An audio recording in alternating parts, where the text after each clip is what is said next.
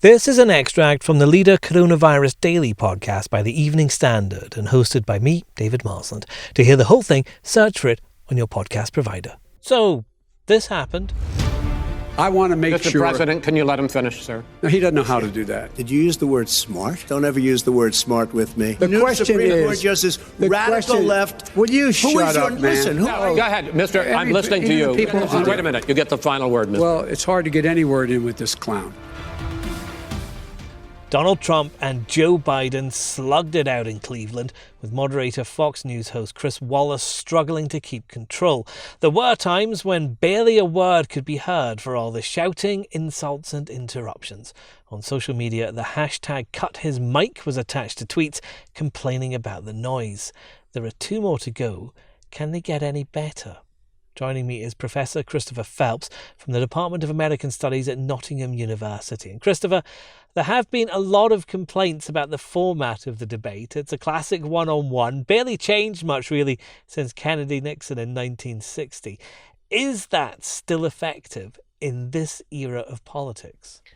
It might have been, because they were meant to each have 2 minutes on some half dozen topics, and then an exchange after the 2 minutes. But because of President Trump's tactics of constant interruption, constant talking over of his opponent, it just became a melee, and the moderator wasn't able to hold the fort. But President Trump is known for breaking the rules. Shouldn't this have been something that people could have anticipated?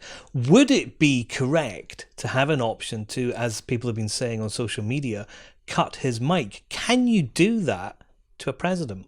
It would have resulted in criticism by his supporters of the censoring of Donald Trump or something like that. But he clearly was in violation of rules agreed by his team in advance of the debate. So it would have been an option, but perhaps Chris Wallace thought that in doing so would only create more controversy about the debate rather than letting Trump be responsible for his own comportment.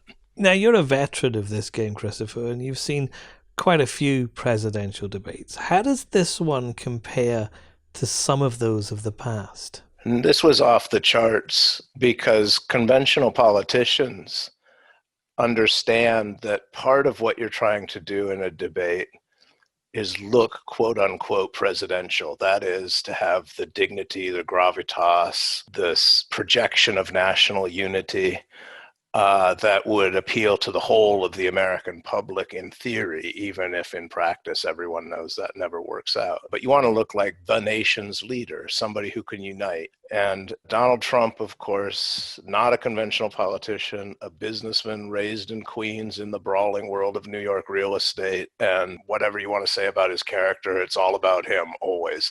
Has no respect for rules and no interest in that. And he decided to throw that overboard. Biden tried to maintain that, but it was impossible in the situation to do so.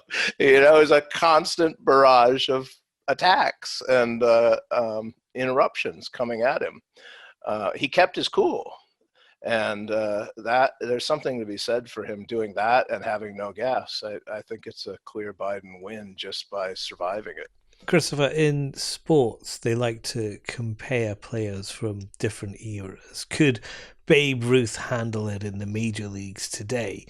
Are there any previous candidates who would have done better against Trump, who could have controlled him? This is a really interesting question. The problem is trying to imagine a kind of effective put down that would silence him or bring him to a stop. And since there's so little self-awareness and self-control in Donald Trump, it's very hard to imagine anyone being capable of doing it.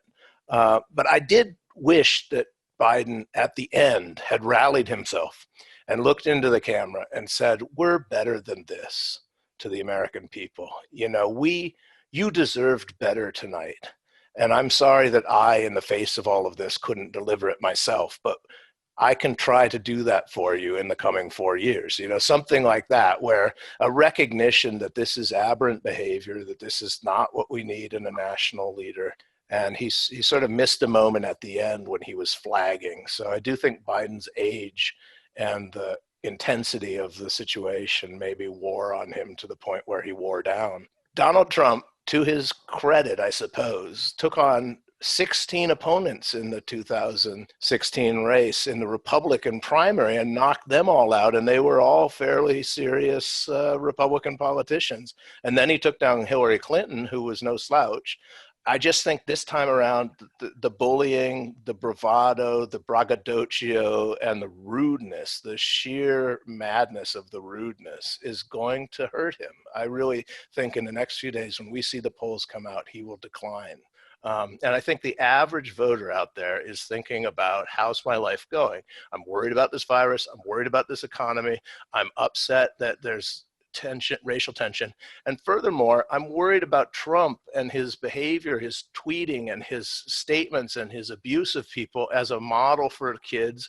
And I'm thinking about a suburban woman voter who might have otherwise voted Republican on tax grounds or something like that. But they're worried about Trump's behavior. Did last night persuade them?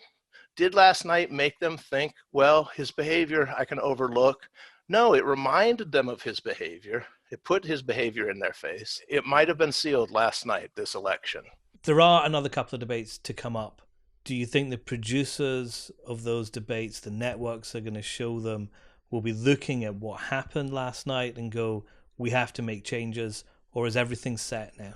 I think changes have to be made. I think there's a real possibility that Biden's team says the rules were violated repeatedly. There's no point in further debates. And a lot of the American people at this point would say, what a relief. Who needs another debate? That was a spectacle.